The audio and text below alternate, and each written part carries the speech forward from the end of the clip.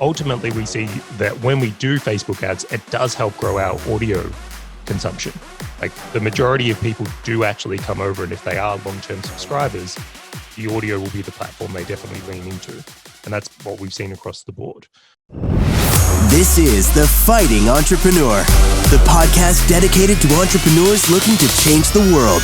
Learn how to start, build, and scale a business in today's highly competitive business environment. Here's your host, The Fighting Entrepreneur, Anik Singal. What's up, you crazy fighting entrepreneurs? Guess who it is? It's your favorite person in the whole wide world, Anik Singal, back with another episode of The Fighting Entrepreneur, and a very selfish episode. I'm excited about this one because, now it's been a little over a year that I've been running this podcast, The Fighting Entrepreneur, and for those of you who've been listening this whole time, thank you very much. Love you guys, and we've been doing great. Look, we're, I don't know, I think just in US iTunes, close to 700 reviews, and it's over 1,000 if you look at internationally. I think we've crossed probably 600,000-700,000 downloads. If you look at YouTube, it's gone crazy over there as well. So generally speaking, we're doing good. But I ain't satisfied with that. I want more. And so one of the biggest pain points, one of the biggest, most annoying things in my life is that when you Google it, how to grow a podcast, how to growth hack a podcast, how to use paid ads for a podcast, you either get nothing or you get the most benign, useless, generic information. So I have been trying to figure out this answer. So today we're going to talk about how to growth hack a podcast, but very specifically, we're going to talk about how to use paid ads to growth hack a podcast. We have an amazing guest. I'm going to tell you about him in just a minute. But before I do that, are you a member of Lurn Nation or what? Come on. It takes like 20 seconds. It's absolutely free. Head over to lurn.com. We have over 360,000 members. We're going to climb to 10 million.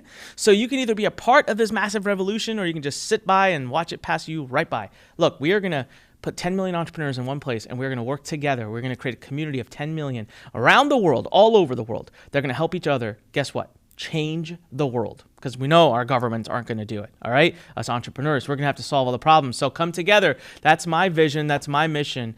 My goal here is to build an army of entrepreneurs. I want you to be a part of it. Let's all work together. All right, and then of course, please go to Anik Podcast, ANIK podcast.com. Make sure to leave a review for us over at iTunes. Subscribe to us over at YouTube, and of course, binge watch all or binge listen to all of our past episodes. All right, so today, how to use paid ads to growth hack a podcast, or really fundamentally, how to growth hack a podcast. We have a guest with us today from Valher Media. His name is Charley Valher, and he's up very, very early right now in Australia to do this for us. So we're very, very, very honored, and it's our pleasure to have him. I want to tell you how I connected with him. So in my massive frustration a few months ago, I posted on Facebook. This is one of my favorite places to ever go for solutions to pretty much anything in my life. I posted to my Facebook wall that I was looking for someone who could talk about paid ads for growing a podcast.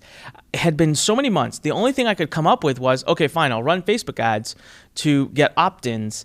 But I kept thinking to myself, that's just very expensive, right? I'm going to pay $5-6 an opt-in for someone just to listen to my podcast when I know so many people will probably never open another email. And like, do I really want to spend that? Is that worth it? Is there a better way? So I wasn't convinced. So I never really tried it. And a bunch of people were leaving their feedback, a lot of whom said, don't use paid ads. You can't use paid ads, or blah, blah, blah. Anyways, until I got a message from Charley. And I think he used proof, right? Numbers never lie. So he put a little thing in, I've done X, Y, Z, and I was like, whoa, I'm kind of curious. So all I did is I messaged Charley, and I said, Charley, could you tell me a little bit more about what your strategy is? And Charley went 1 step, 2 steps, 5 steps further than that. This is the first time anyone has ever done this for me, and it was really just amazing, and I really appreciated it. He actually filmed an entire video for me where he showed me a screen capture video of the exact strategy broken down in like 7 minutes, all right? First of all, it was my fault. It took me like days, if not weeks, to even go watch it. And then when I finally did, I smacked myself in the forehead and said, man, I wish I watched this earlier. It was brilliant. It was brilliant. And it was just a few minutes. And so since then, I've been aching to get back into the interview mode so I can get Charley on. He's one of the first people that is back that I interviewed or contacted to interview when we were back into interview season here at The Fighting Entrepreneur. And one of the things that is most amazing about him is that between him and his clients, is responsible for over 5 million downloads of podcasts. So there's a man who knows how to grow a podcast. He is the founder and CEO of Valher Media. And so their business is to produce and to grow podcasts. And so we couldn't have anyone better here today to come present and talk to us about this. So Charley, man, thanks so much for being here. Really appreciate you. I'm excited to learn from you, my friend. Excited to be here, and what a warm intro. Thank you so much, Anik. Yeah, you got it. There was a joke going on recently, and I fessed up very openly. And I was like, why do you do this podcast? And how is it that I've been able to stay so committed to it? We're like at 160 plus episodes now. I haven't stayed this consistent with anything in my life when it comes to like content or blogging or anything. Like I just don't. I get to like 4 and I'm done. And I've actually fallen in love with this podcast. I joke with people, say it's like my child. So if you ever want to make me feel good or you want to suck up to me, just like compliment my podcast. It's the easiest way to get me all buttered up. And so, but the reason that it is so good is because I use it, or the reason I like it so much is because I use it as time for me to get consultation. So today, guys, we're going to do it different. Usually we do rounds. We're not going to do rounds today. Today, we're going to have you be a fly on the wall. So Charley is going to flat out answer questions for me about how to growth hack the Fighting Entrepreneur podcast. I'm ready to put paid ads on the table. I'm going to come to this with a budget, starting budget of about $10,000 a month. Now, of course, the strategy that we go over, you can manipulate. If your budget is $1,000 a month or $500 a month, you could change the numbers as is. And my intention is to go from $10,000 a month to $100,000 a month. I don't care. I need this podcast in the hands of every entrepreneur in the world, and that's my goal. And we're going to talk about, in the process, organic strategies as well.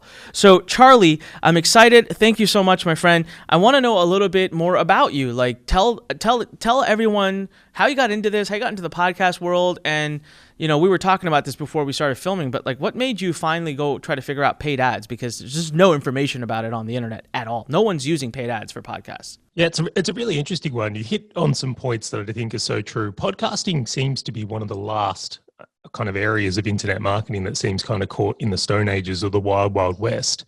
It's like if you want to learn pretty much any other form, so whether it's YouTube, you want to learn Facebook ads, like there's so many courses and great resources where like growing a podcast or using paid ads for podcasting, you just get really, I'm going to say, outdated or generic advice. Like if you search for how to grow a podcast on Google right now, you'll probably get something like post on social media. Yeah. And so really, I didn't think of that. So I found that really interesting that the information seemed poor. And of course, that's been a really big advantage for our business is because we've really focused in this area. As for like how I got into podcasting, I'm a long-time podcast addict. I love podcasts. I listen to a lot of podcasts. And I distinctly remember this moment. I was feeling a bit frustrated in business. We were doing a lot of ads. We were doing a lot of funnels. And I'd really noticed like the costs of traffic had gone up. I realized how much we were spending to get opt-ins and getting offers to convert. And I was just getting frustrated. I was like, this seems to be getting less and less effective. Like why, once upon a time, and I'm sure you remember these days, it was like, 2-cent clicks, 3-cent clicks. And I'm paying $3 now, $4. And I'm like, I don't like this trend of where it's going. And I don't like doing what everyone else is doing. And I remember thinking, I was like, when was the last time I bought from like a cold offer on Facebook ads? Like, what did I buy? And I was like, I'm not. And I was like, when was the last time you bought from a Google ad? And I was like, haven't. And then I was sitting there and I'm like, you're still buying things though. Like, how are you making purchases? And then I looked around and I'm like, okay, well, the last books I bought, recommendations on podcasts. The last mastermind I joined, heard about that on a podcast. I realized that podcasting was having a huge influential effect on me and like I wanted to be a part of it. And then what really like put the icing on the cake is I went on a podcast, like I managed to find a guest spot to go on and talk about what we were doing. And after that podcast, 2 people contacted me. And normally I was used to this big, long sales process, having to convince someone. And it really felt like I was almost like at the checkout at McDonald's. It was like someone was just coming out and saying, yeah, I'll take a Big Mac. It was like the quickest, easiest sale ever. And I'm like, from that moment, I was like, this is it. This is what I want. Like, this is exactly where I want to go. And I'm like, we committed to the cause. So from that, introduced our own podcast, really enjoyed the results we were getting from it, made a huge impact on the business at the time. And then sure enough, people started asking me, it's like, can you help me with a podcast? Like, I'd want to do one too. And then before you know it, we started the agency kind of just through natural demand. And that was the birth of Valher Media. So that's how it kind of all came together. Now, in the background, I will say that like my history is digital marketing. Like I am a paid ads guy. So for me, when I looked at the podcast scene, I couldn't really find anyone teaching the paid ad stuff. So I used my own knowledge and experience and just started experimenting. And the reason we started experimenting is that if someone come and worked with Valor Media, saying posted on Facebook or, trying to grow a show, and excuse me here, sorry, it is a touch early. That's a bit of morning throat. No problem. But clients want to grow their shows. We wanted to grow our shows. I didn't accept that a long, slow, and organic path was the only way to do it. So experimenting on my own dollar in my own shows and then working with clients to help them, we started going, look, there's definitely a viable method to grow podcasts with ads. And that's stuff we started playing with. Now, I will say you can grow a show organically. You don't have to do ads. There are a lot of strategies to grow a podcast, but this is certainly one that I love because you tend to have more control over it. As you said, it's like you can spend $1,000 a month. You can spend 10 grand a month. Like it's got a really good scalable effect you can take with this. No, that's awesome. And you know what, man, we don't need to like dibble dabble around it. This episode is about, you gotta spend some money. Okay.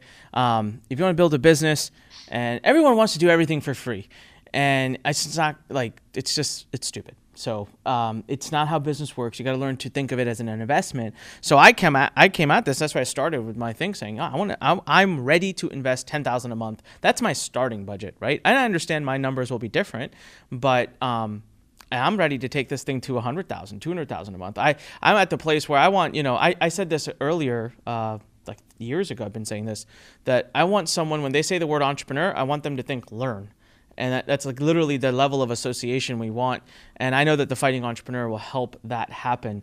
So really, killer story, Charlie. What I love about your story, which I always also talk to entrepreneurs about, is the creation of a business through just organic demand, right? So it's not like one day you sat down and you're like, I'm going to start this agency, and you made a business plan or whatever.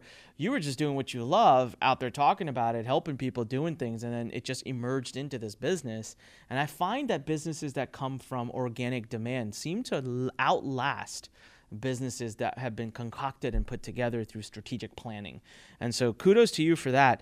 All right, so here's the deal. I have not, just so we set the record for everybody, because I wanted this to be a true fly-on-the-wall experience. The only thing I've done is watch Charlie. He sent me a video. It was like 6-7 minutes showing me one strategy. I have not heard anything else. So Charlie, I'm just going to open-ended question for you, and we'll kind of go down and pull the string. I want to grow my podcast. I have a few things at my disposal, right? Of course, I have a bit of a brand, thankfully.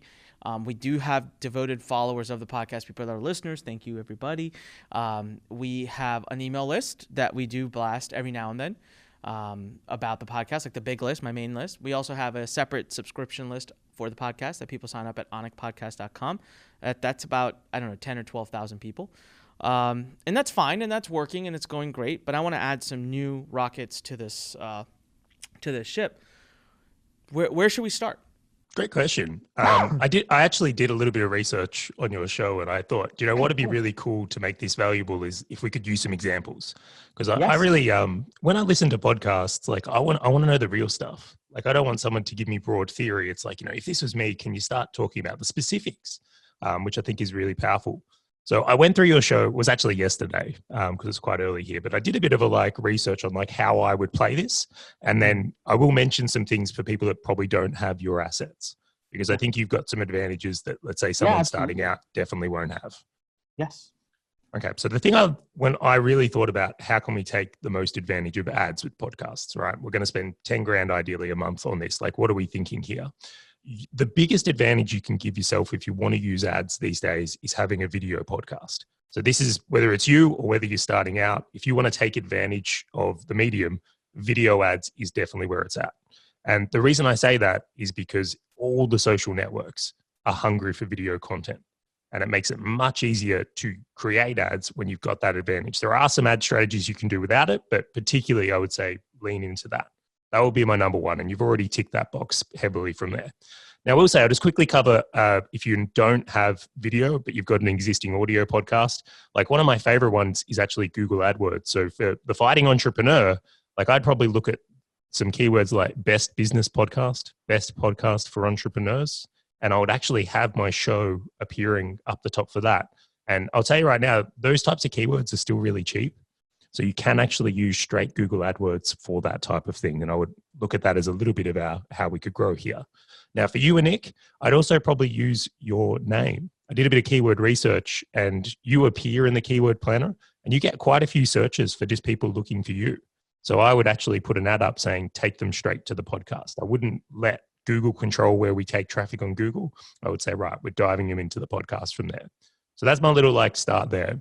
I have a question on that. So let's pause right there. What landing page would I take them to? Do I take them to an opt-in for the podcast? Do I take them straight to iTunes? Do I take them to at onicpodcast.com, you have a straight, just all my episodes listed there. Do I take them to that? So way I would kind of think about it, I would probably look in your analytics, and then I would pick your most 3 popular episodes and I would take them to a page that said, these are the 3 most popular episodes, start here. And then that way, they're starting on some really strong content and something that's likely to turn them into a bit more of a subscriber. But sometimes you'll release an episode and it's just not the right episode for that person. So if someone searched best business podcast and then the episode you just released, I'm just going to use an example, was on just YouTube and they're not into YouTube, they're going to be deterred. Where it's like, if you're giving that, these are the best ones and they're probably more aligned to that, you're going to have much more success. The other interesting challenge that this addresses, that the reason I was thinking of not doing it is sometimes I'll do podcasts, many times I do episodes with guests that is like how he made $22,000 using this one strategy or whatever. It's not technically compliant for advertising, right? Like Facebook would have a complete shit fit over it. So I always wondered, how would I take to Anik? I can't really take it to onicpodcast.com because at any moment that is not going to be compliant because of however I title my episode. But I love what you just said is take your top 5 or top 3 or whatever, make sure those are compliant or write the copy, make a page that is specific for the ad network so it'll be compliant. And that is slick. So a list of keywords that I can bid on. Do you have any idea, because you said that, hey, these keywords are still pretty cheap. One of the preconceived notions out there about Google search keywords is that it is very expensive. What is cheap in your mind? How much do you think I'd be paying per click roughly? You'll be under a couple of dollars for that per click.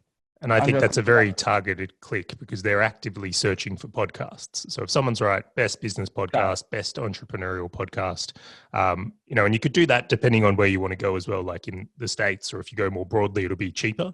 When you look at that, what I like a lot about that is the intent. So even if it is a couple of dollars, I'm fine with that. But if you do compare it to if you're looking for mortgage broker or finance options on Google AdWords, they can be insanely expensive. I don't think I could encourage anyone going for those keywords anymore. So out of the $10,000 a month budget, about what percentage of that do you think you would tell me to put into the search keywords? So that one's just a little low-hanging fruit one. I would only put probably a couple of $100 a month there. It's just a nice little one that ticks away, but it will be consistent and there's constantly new traffic coming to it. But the idea, let's say it's $2 a click, that could be 50 to 100 people a month just coming from that haven't been exposed to you on other networks. Got it. Okay. Awesome. Love it. All right. So let's go into the more meatier stuff though. That's just a little nice one. I wanted to start with that one because obviously you can do it if you have an audio show or a video show. But this is where we go into why I'm so heavy on video. So coming back to it is I looked at this and realized that pretty much if you're relying on the audio components or trying to rank in iTunes, that is a really hard way to grow a podcast. It's really, really difficult to climb the ranks in iTunes alone, and it's heavily competitive with so many audio podcasts. But when you do video, you really open up a lot of things that just aren't there for the average podcast. So in your show here, what I really like is that you've got the video format, you do full-length episodes that are recorded really well and they're nicely polished. I would actually be publishing those episodes on Facebook. Now, I'm a really big fan of publishing full-length episodes on Facebook. You can see you write that one down because it is absolutely I was quite surprised when we started doing this. It was like a happy accident was that we published some full episodes and it was quite interesting to see that people did watch full episodes on Facebook like they would on YouTube. And then what we started to do was use... Sorry, I didn't mean to cut you off. Go ahead. Yeah. Well, one of the things I love about that is when you're publishing full-length video on Facebook, you can actually use the ads platform. So we started to really get behind the idea of running ads to the full-length video on Facebook. And that has been really advantageous. It's a little bit unique. You don't see a lot of podcasts doing that, but that's what we kind of like. So when I look at your show here, it's like, I look around at other big entrepreneurial shows, like whether it be Gary Vee or digital marketer stuff, or even maybe Russell Brunson, like they're all available for targeting. Some of your audience would cross over with some of their audience. And I think that's a really good starting point of making sure that that's where the podcast is getting seen, because there's people that wouldn't been exposed to your YouTube presence. So we do put it on Facebook, Stuart, right? So what we do is we stream it as a live onto Facebook, and then it's there as a video on Facebook afterwards. But we've never boosted it or done anything. And so I like this idea. I have a preconceived notion already, Charlie, and you're the first person to kind of counter that, because Facebook counts a view as 3 seconds. And so I have no idea why in my head I've always just felt like, they're not going to watch it. Like, it's a waste of money. But do you have any stats around that? Like, what percentage of people will complete? Because my episodes are about an hour long each. Yeah, just side note, that's got to be the worst stat ever. I don't even know where they track that 3 second view. Like, that could be a miss scroll.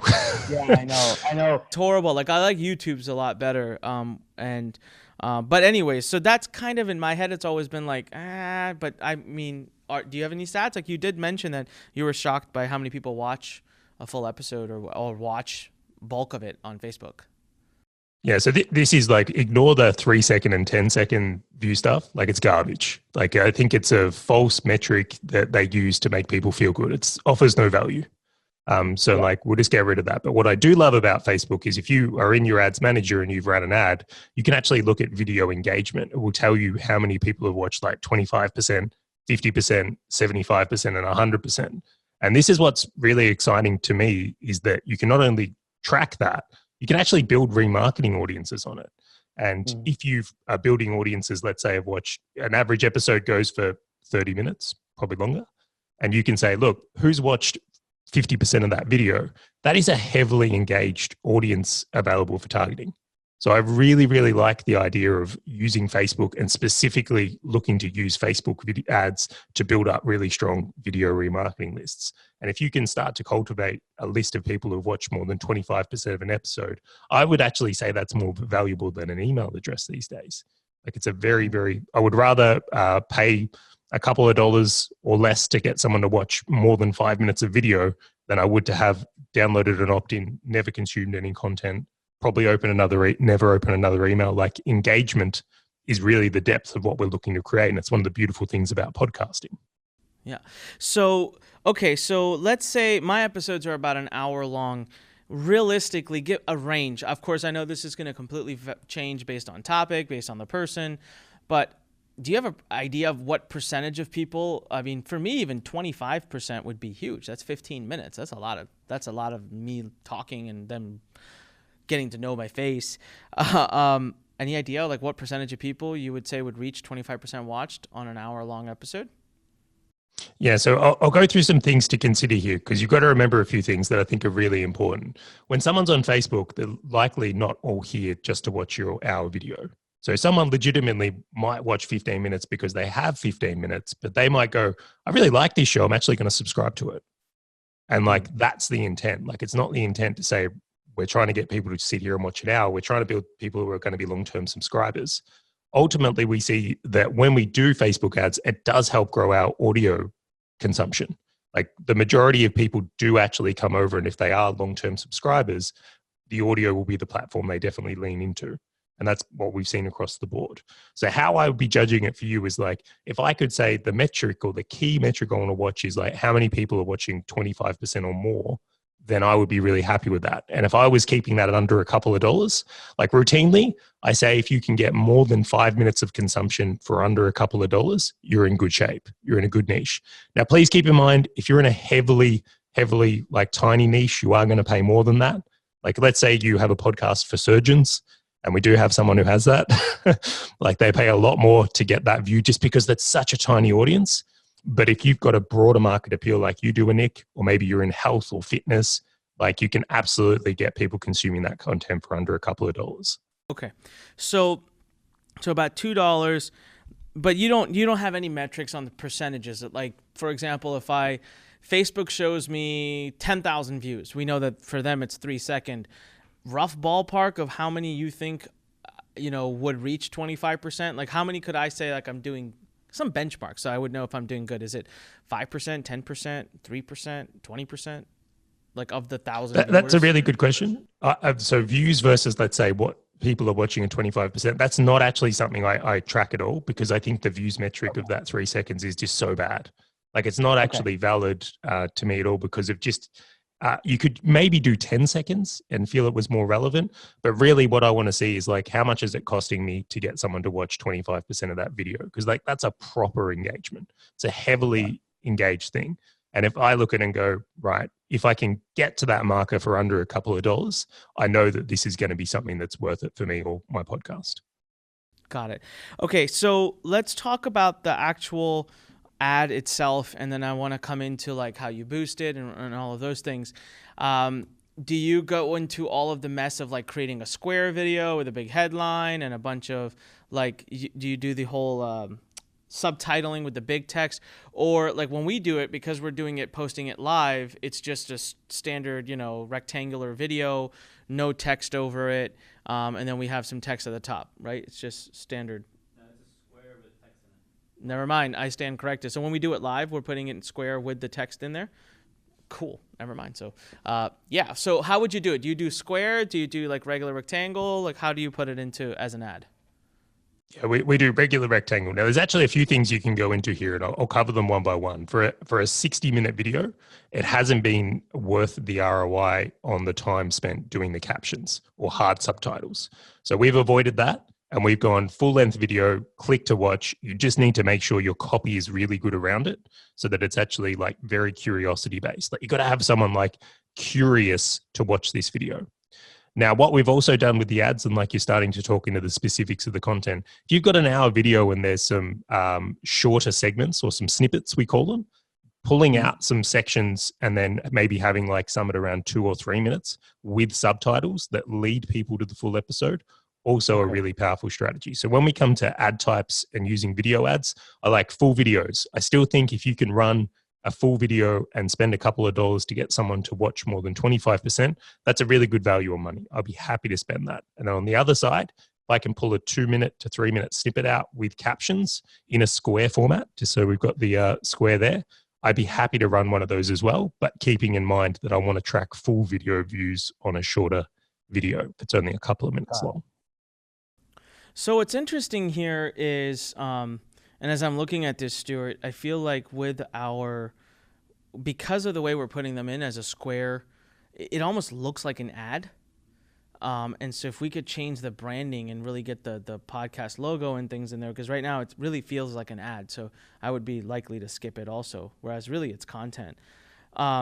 So for us, that's pretty cool because we are already putting the written text in there. And so I hear you on that. But you do square, or you said you don't do square, just a regular rectangle video. Rectangle for full length, and then for snippets. So if you were going to make shorter clips as ads, which definitely can work, we do them as well, then I would do square. So for short snippets, we're doing squares. For full videos, we're doing our rectangle format. And do you think the full video rectangle format, how come you made that decision? You said ROI on not creating the script, but do you find what I said to be kind of relevant too? Like it feels more like a content piece and not an ad if it's being inserted as a rectangle? Well, that's absolutely what we feel like. We like to be a little bit different. So if you ever see one of my shows or you see my podcast, The Business of Podcasting, like it's branded as content and it's designed to look like content, well, because it is content. Yeah. And then the other component of that is that unfortunately there's a lot of marketers out there that just abuse tactics, like really abuse and do it. And I don't want my show to be associated with that camp. So I'll probably intentionally try to be a little bit different, just so we are sitting in a different way. But of course, this comes down to like the other side of it, and we'll talk to it here, is the way I'm making content and who I'm targeting is like, I want to be very, very relevant. I think relevance and curiosity play a huge role in the performance of ads. Yeah. So I'll give you an example. You just made an episode, which I really liked, by the way, on YouTube and how to build your list from YouTube. Yes. And I would look at that. If that was the episode I was promoting, like I would want to really find I wouldn't promote that broadly. I would find, who are the people that are likely to be interested in this? Like who's the marketing crowd essentially that this is a problem they want to solve, or they're curious about how to do that. And then I'm using that type of targeting to go after them with the full video and the snippet. So who would be? Let's use that one as an example. What are some ideas that you would have for?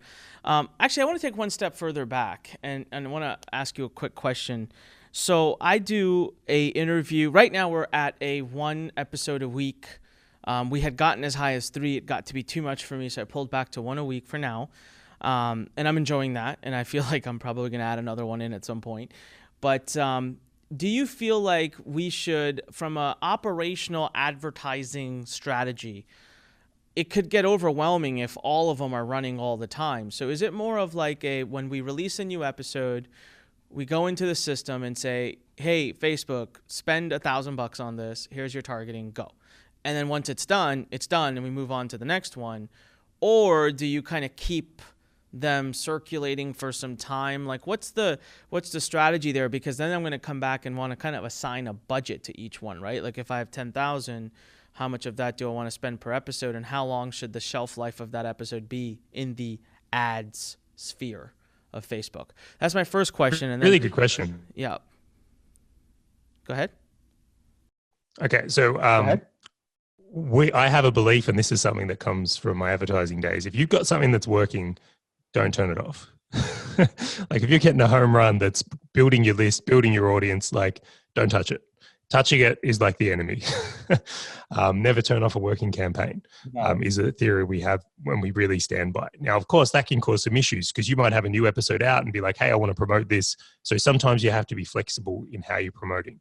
This is what I would really get you to think about. Now, ideally, every episode we do like to put a little bit of budget behind it if it's possible, because you want to see how it performs. You will often find episodes you didn't think were going to connect, amazingly connect and are great performers. And then I've done episodes on this is a home run. This is the best episode ever. Donuts. Not interested. No one loves it. And it's like, it's a really fascinating thing as a creator is our view or opinion can be way off because we're just not thinking like our audience is. So it's always good to try and remain unbiased and give a little promotion to every episode. However, undoubtedly, you're going to find some winners or some episodes you've done that have performed really well, or perhaps are with really high profile guests that have done really well. And what I say is it's really good to have in your arsenal some ones you can go back to or some specific challenges you've been able to solve and run them when you feel you need to. So you might say, for example, the YouTube list building one does well. Like it would be such a shame to just promote that once this week when so many people haven't heard it. So if it's been a winner, maybe 3 months from now or 6 months from now, like give it another run, like give it some airtime to a segment where you can go back into building that. Or I know like you're very big on growing Lurn. So perhaps if there was a YouTube or a list building course, like that'd be a great episode to promote when you were trying to really push the growth of Lurn. So there's some really good things you can do there to kind of not treat episodes like newspapers. Like don't think, oh, that issue's out, like done, just bin it. Like that's not an asset anymore. We couldn't use that. When the reality is if it's really good content, as long as the relevance is to the problem you're trying to solve for the audience, it can be great to re-promote. And so the metric that we are really tracking to determine how great something is cost per 25% view, basically, right? Like keeping that at $2 or below. What's the landing page here? Am I creating a landing page? Do I have a link in the descriptor at the top, or am I leaving no link? Because Facebook loves it when you don't put a link. They reward you with ridiculously low cost advertising. So that was one of my questions too. Am I driving the traffic somewhere? Yeah, but that's a really interesting point. So I'll just cover these quickly. All the social networks are really good at keeping people on the social networks. That's their objective. And the more you play into that, the better you can do. But the challenge as a business is, well, hang on, I want to get this traffic onto an email list or to a page. Like, how do I play this? So this is how I kind of think about it, or I'm experimenting with. Now, what I would say and what I love about what you do in your show is that you actually, in your intro, do promote URLs. Or what I've seen on your YouTube videos, you'll actually put the URL on the screen. Yeah. So you can actually like seed a URL or send people to an easier URL with the content itself. So if you are going to promote your video natively, which means no links, you've got to be having something within the actual content that moves people to that next step. And we've got a show now, and we never put links in anything. And we're promoting it about $1,000 a month. This is a smaller show, but he'll easily be growing his email list every week from just using that intro. And he's getting like 10, 20 emails a week just from doing that. And like, that's at a small scale one. At a bigger scale where you've got more budget, that's the A/B test to run. Like, that is absolutely something to look at, of going, okay, we put a link in this one versus not a link, and then seeing how it works from taking people to there. Now, the other side of that is, if you're running ads natively, you're still building up those remarketing audiences from video views. So it's actually the remarketing ads that we use a lot to push links and traffic to pages. Okay, got it. And would I take it straight to that, again, the same type of page, the top 3, top 5 episode page with a little opt-in at the top of it? Or do you is it the same page that you would take it to? Yeah, really good question. So I'll go with that one again. A couple of my favorite things is, I really like podcasts. You've got to have some evergreen resources. You've got to have some stuff you can continually promote that is worth getting on your list for. One I really dislike, and when I say this, like, no one wants to download your transcript. It's a really poor quality, no value add, in my opinion. I know some people will disagree with that, but it's like, I'm not, if I'm listening to a podcast, I am not stopping a podcast for a transcript. Yeah. I agree. So there's a few ways to go about this. And like, again, one of the ones you did that I loved was that you had a summit or a training that went with the list building on YouTube. So that was very well promoted. Like, that's a specific one. You can do that if you've got something coming up, but it's really hard to do that for every episode. It's really difficult. So what I would say is, like, what are the more evergreen things you can go to? So I like books, which I know you've got a couple of. I like free courses, but my 2 favorites would definitely be, like, I like frameworks and opt-ins, and I like case studies. They're my 2 favorites for, like, evergreen resources. So my recommendation, you want to have a page on your website that says free resources or resources, and you want to have some goodies on there that you can continually promote that are always going to be there for your audience to capture. Got it. Yeah, for us, I mean, we have Lurn.com, right? So I'm always promoting Lurn, which is a free resource. It's got like over 100 plus courses in there now. And then, of course, if for my podcast, I always just say onicpodcast.com, which we can continue. And what we'll do now is, when we edit the video that uploads to Facebook, we'll just make sure multiple call to actions kind of show up throughout the podcast. Awesome.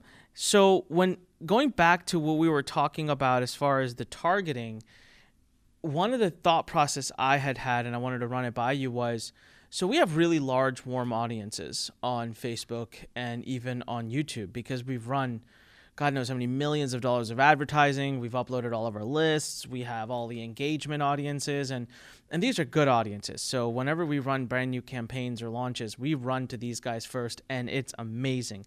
The downside is, I feel bad because I feel like those audiences only see my ads.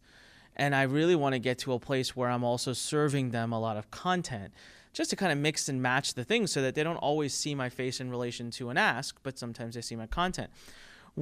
When you were kind of going towards audience selection, and you said, hey, you know, with this YouTube one, I would think about going this way.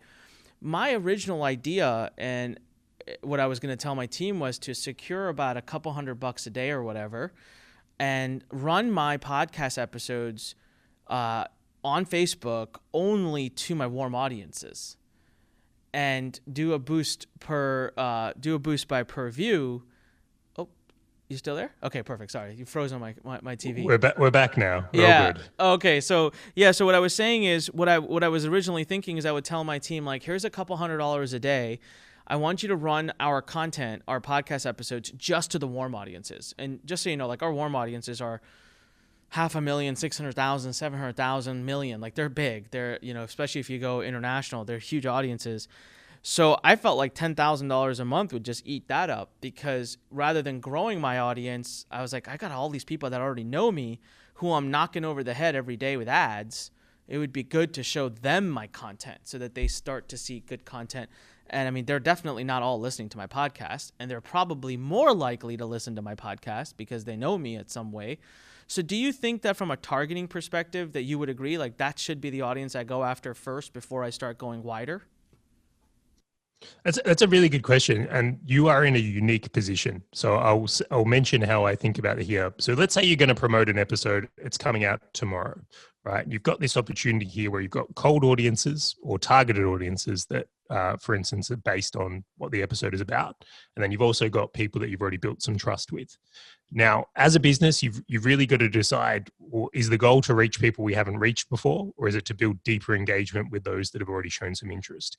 In your case, I would absolutely be portioning towards people that have already heard of you, because you're in so many different places. So if they're on that email list, or they've visited your website, or they've engaged with a previous episode of the podcast on Facebook, like that's a really hyper targeted to release a new episode, publish it on Facebook, run that as an ad. Now, what I love about that is you're building like depth of relationship. And I think depth of a relationship is ultimately what people buy from these days. It's not watching one episode. It's like, how do we get people to watch 10 episodes? And at that point, they're much more likely to buy. So that's how I would be thinking about it. But eventually, and like for a lot of businesses, this is really common, is like they basically just like wear their remarketing audiences out. They've got 1,000 people or 10,000 people on this list, and like they hammer them, and they're never getting an exposure to a new audience. So if you're doing that, you can actually measure this in frequency, by the way, in Facebook ads themselves. If your frequency is through the roof, say over 10, then when you're looking at this and going, right, we need to reach new people and we need to reach different people. And then if your frequency is low enough, I dare say yours will be low enough, then it's about deepening the relationships with them. And as you know, someone used to say to me, it's not how many people that are on your email list, it's like how many people are actually opening your emails, how many are engaging with you. And that makes a huge difference to the results you get. That's pretty, it's pretty interesting because the idea that I'm getting right now is I would take, if I have a $10,000 budget, it's like they take 60% of it to serve my existing audiences, to keep them warm and get them over to the podcast. Because a lot of them are not on the podcast. It's very clear when you look at the podcast numbers and you look at how big the audience I have is. But then take like 30 or 40% of it and actually use it to span outwards and bring new people into my hemisphere. And I love the idea of continuing to build an audience of 25% or more watchers, because you just know that they're more intent, they're more engaged, and then being able to build a lookalike of that would just be insane. So let's talk about cold targeting using a podcast episode like this. You picked on the YouTube one, so let's pick on that one. What kind of keywords would you go after on Facebook for expanding that podcast episode? All right, I want to use a really obvious example, and then I want to go into this one because there's kind of two camps. So I noticed you had Robert Kiyosaki on, and I also noticed you've got a course with Robert Kiyosaki, which is awesome. Big fan. So the great thing about Robert is he's got such a big audience already on Facebook. Like you can actually target Rich Dad Poor Dad. So in any opportunity where you can target the guest specifically or really close to the guest, like that is the target. It will do really well. So if I was going to promote that episode, I would be targeting Robert Kiyosaki, any of the book titles. Like I'll go hard on that camp because you're going to get a great exposure of people that are very interested in Robert. So it makes a great example from there. So hyper-targeted ones are my fans. When you move into the other category, which is like, we're going to say it's list building here, that's a touch different because there's not necessarily, and I'm not sure if Justin has his own targeting on Facebook. He might not be at that level. So like, how do you play that? So this is where I start to go, okay, we want to be a little bit more broadly of people that would be interested in this market. Now, the first one that comes to mind is digital marketer. I think that's a really good target for that episode. The second one that comes to mind that I think is there is probably ClickFunnels or Russell Brunson. I think that's a very targeted one for there. I would probably start to those two. And then number three, see, this one's a bit broader. I would test this as an audience, but I would want to see it isolated, would potentially be like Gary Vee. I think he's got a really broad scope of people as well, of entrepreneurs, a lot of who are doing digital things. So appreciate list building. They would be my three I would start with on cold for that. And then after a couple of days, I'd probably turn one off that isn't performing as well. No, cool. That makes a lot of sense. Now, in your video, you had revealed this. So I wanted to make sure I asked this question so everyone can hear this is different. You do not boost these by conversion. You don't use optimization conversion. In the video, this is a few months ago, you had told me video views. Is that still the case?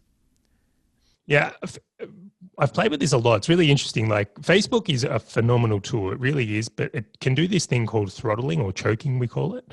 So if you were to, let's say, do a campaign based on conversions, but your campaign isn't getting many conversions, then it actually really restricts who it's going to show the ads to. And it can often, like, you'll see your budget, you might have a budget of $100 a day, and then you'll just see it like, oh, I only spent 50, 40. Like, what's going on here? Like, why are we not able to spend our budget? And then the other side of that is that if you've got a really small batch of conversion numbers, is that it might not actually be that good or high quality conversion numbers, and it'll optimize poorly. And I have seen that many times. But if you've got a really, really massive amount of conversions, like you'd want to be getting heaps over like 100 plus a day, then it could be really good. The other side of that, though, is that we tested just broadly video views. Like, if I optimize this for video views, how would this do? And like, that's been the outstanding or outlier. It's performed universally. So across small campaigns and big campaigns, I'm happy to start with optimizing for video views. And of course, we still track conversions. It's just we optimize and push for video views. Got it. And you're doing a by 10 second?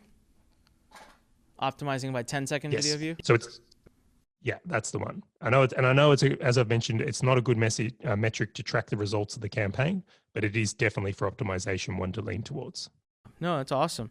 And I thought that was one of the biggest takeaways I had from the video that you sent me. So for everyone listening, it was really cool to see a strategy to deploy to syndicate content. And I can tell you right now, whenever you boost something, so let's think about this strategy, right? Initially, of course, I want the outreach of my podcast. I want the word getting out. But one of the biggest reasons that I came up with this strategy was because I want to better serve and I want to better represent myself to my warm audiences. And so we have this massive list of warm audiences and they're getting hit with ads. I mean, typically the only way they would see content from me is if Facebook chooses to syndicate my content to them. And on Facebook, I have 1 million plus likes, but every time I post something, even if it does very well, my best organic reach is like 15,000, 16,000. It's sad. There's like so many people that are not seeing that, but they are seeing my ads, right? Because Facebook's a pay-to-play network. So my first goal wasn't necessarily even to grow my podcast, but it was to serve this audience and show them something other than my face promoting something. And that was when I said, well, video views, Charlie's right, is perfect because I'm not looking for a conversion. I'm looking for syndication. And if that means Facebook will charge me like literally 80% less in CPMs because I choose optimization video views versus conversion, then I would rather get far more video views because that's what I'm looking for. I'm looking for more eyeballs to see me doing something good that's content that's actually not asking for a click. But what's just human nature, and I've actually seen, Charlie, this is funny because I've actually seen me do this with particular podcasts or with other people. Like I'll end up seeing, I won't watch the whole YouTube video or whole Facebook video, but I'll see it and I'll like it and I will go to Google and type it in. I will totally go to Google, type it in to find the website. Now, if I pair that up with bidding on my keyword, The Fighting Entrepreneur, which I doubt anyone else is bidding on, and my name and everything, so there you go, perfect strategy. Like, the more people are seeing this, you know, you're going to get the ones who are the most like really impressed, really want to see more. They're going to go. And over time, that'll just start to accumulate. So for me, it became a 2 birds, 1 stone. Serve my warm audiences better while continuing to get my podcast out more. And so far, I mean, this is awesome. I've loved it. And I love the video views boosting strategy. Anything else there on the Facebook side? We've spent quite a bit of time on this, but I really think this is near damn brilliant. So I wanted to spend as much time as possible. Anything else that we should talk about there, or should we move on to some other stuff? Look, we've covered a lot here. The thing I'd say that I just want to lean into, you're absolutely, what I love a lot about the strategies we're talking about here is they can fill gaps. So you can really see that if you've got a podcast, you can use it to attract new people. But if you're already really good at that, you can use it to help convert them. Or you can use it to bring them down the funnel, and like the versatility on like where you allocate your resources here can have really different impacts. So I'll just say absolutely spot on. And I love that, yes, people will Google you and using that to your advantage. Yeah, no, that's perfect. All right, so that wraps up. You know, we talked about Google search. We talked about very much so in depth the Facebook ad strategy. And so everyone, if you definitely should listen to this again. Anything else? We can do more paid. We can go into organic. Like, give me some more growth hacking techniques that it can use to really skyrocket a podcast. And since I was so selfish for the first 50 minutes, I will say now you can give tips that everyone could use. I know that the tip we talked about here, not everyone can use it. It's not the best for a brand new podcast. It does need a budget. But Charlie, take it away, man. The floor is yours. Let's keep growth hacking. Okay, so I'll give you a couple here. So I'm going to give you one worth paying attention to, Spotify. Spotify is on a mission to become the Facebook ads of audio. I think there's phenomenal opportunities coming further and even exist for today. So I think that their platform, it's a bit in its infancy stage, but it's also good from its early adopters are getting massive reach. So it's a bit of a Wild West scenario, but I would very much be paying attention to that. What I love about what they're doing is you're able to target based on like genres or topics that people are listening to music on as well. So it's like there's certain podcasts and there's certain types of shows that are just really good. So I'm going to say like that's going to be the one to watch in the next 12 months. I think that adopters of that will do well. So that's one of my favorite ones at the moment. The next one I'll go into from a bit of a strategy. This is a unique one that I've done that, again, I like to be different. I like to do things differently. And that's actually sponsoring other podcasts. And the reason I say that is that if someone's already listening to a podcast, getting them to listen to a new podcast, it's only a little jump. You know, if you've got Netflix and you're already watching a show, to watch a new show is easy. But if you've got to convince someone who's never watched Netflix to sign up to the subscription, do all this stuff, it's just such a bigger jump. So I've really, really liked the idea of like sponsoring other shows as a paid strategy to growth hack a podcast. And I want to just add a little caveat here. If you're going to sponsor a show, you don't want to be like just an annoying commercial that is at the start of their show. This podcast is brought to you by Charley. Go listen and buy stuff. Like that doesn't work. It's a terrible, strange thing. What I would actually recommend more of is that if you're going to sponsor a show, you actually want to bring something in where you get to be a guest on that show and talk about your show and explain to people why you're worth listening to. And it's about being native on their podcast. So appearing not as an ad, but appearing as a guest on an episode. So for me personally, if I was going to sponsor a show, like I want to be on that show once a quarter. That's how I want to do it. So every quarter, I'm getting a good exposure to that audience and a chance to articulate my points of view, what's important to me, why someone should listen to this show. Love it. You know, let's talk about that. I had a bad experience once, and maybe it was just my way of thinking. I'm not going to mention names, but there was a podcast that's very well reputed, and it's been around forever, and they charged thousands of dollars to have an episode on it, and so I paid. And I'd crossed the math. I mean, they have their data on how many downloads they get, and it's like, tens of thousands of downloads. So I did the math, and I was like, oh my God, there's just like no way I will lose money on this offer. Like it's just impossible. I should pick up probably about 3,000-4,000 opt-ins from this, if not, less. It'll be like $150 an opt-in. Like, oh yeah. Well, at the time the whole thing was done, I had like 245 opt-ins. I was so like completely shocked. I thought, man, I paid like $20-30 an opt-in. This is nuts. And made me really feel like guest appearing on podcasts may not be the best way. I haven't made guest appearance on podcast a big part of my strategy. And I'll tell, and it kind of makes sense why, right? Because I don't consider myself necessarily a podcaster. I do listen to some podcasts here and there, but I love doing this podcast, as I very openly talk about, because of the personal benefit of knowledge and education it brings me. And so I guess in my head, I have a paradigm of like, I guess let me put it this way. I'm not sure if I've ever listened to a podcast and then gone on to listen to another podcast because there was a guest on. I may have. But I don't think so. So have you found that to work really well for your clients? Like to put them on, I call it the virtual roadshow. Like, I'm actually going to test this. So by the way, everyone, I'm getting ready to test it. I'm going to put myself to the test in April. I'm going to do something really cool. I'm going to put YouTube versus podcasting, and we're going to actually test it. I'm going to do a little contest between the two.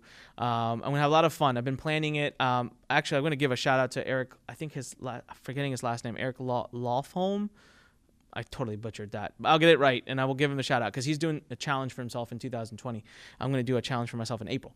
But yeah, so talk to me about that. Should I start making that? Like, should I do like 2 or 3? Because I get asked all the time. But should I do like 2-3 guest appearances a week? Like, just double down on it?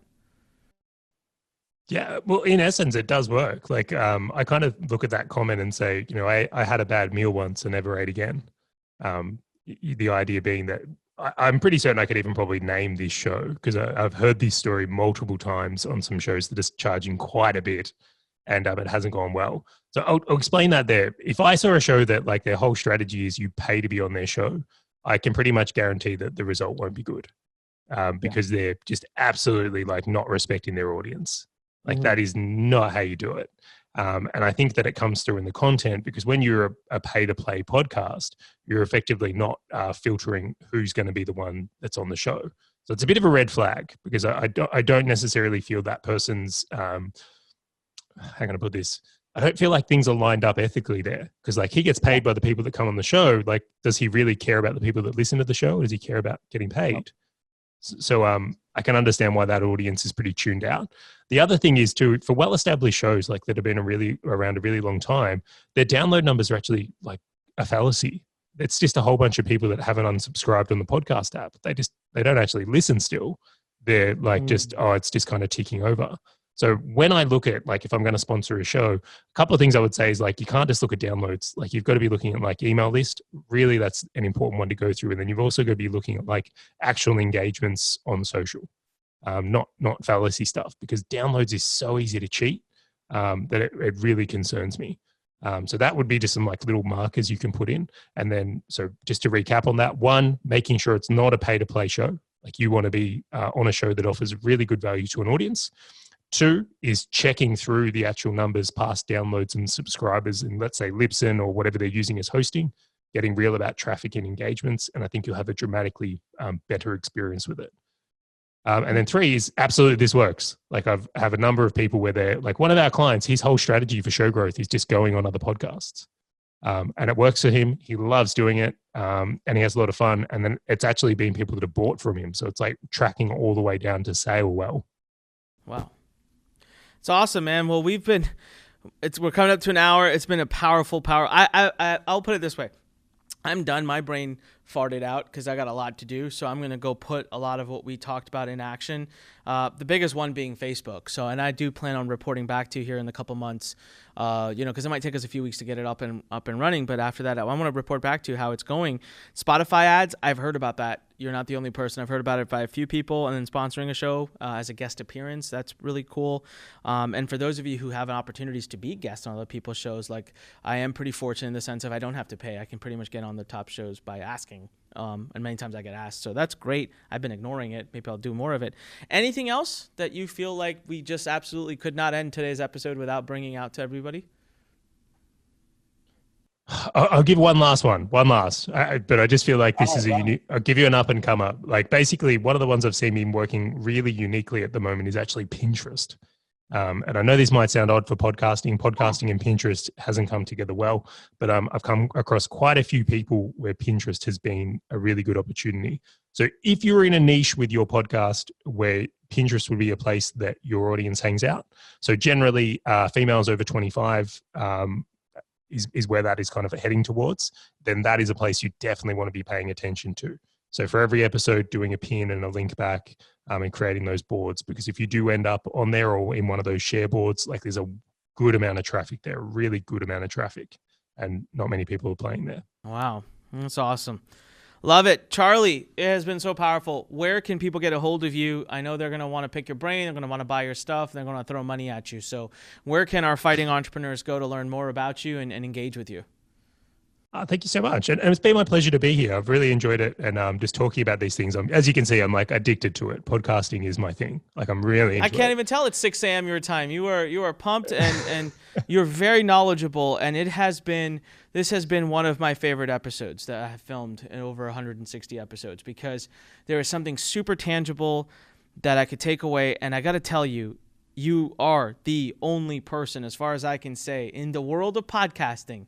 And that goes a long way. Like you are the only person that seems to have nailed down paid promotions to grow a podcast. And so I hope that you will continue to take this message out to the world and teach and get more people. And we got to get you in the podcast magazine. We got to get you connected to the guys over at Podcast Magazine. But yeah, thank you so much for doing this absolutely amazing episode. Where can people get a hold of you?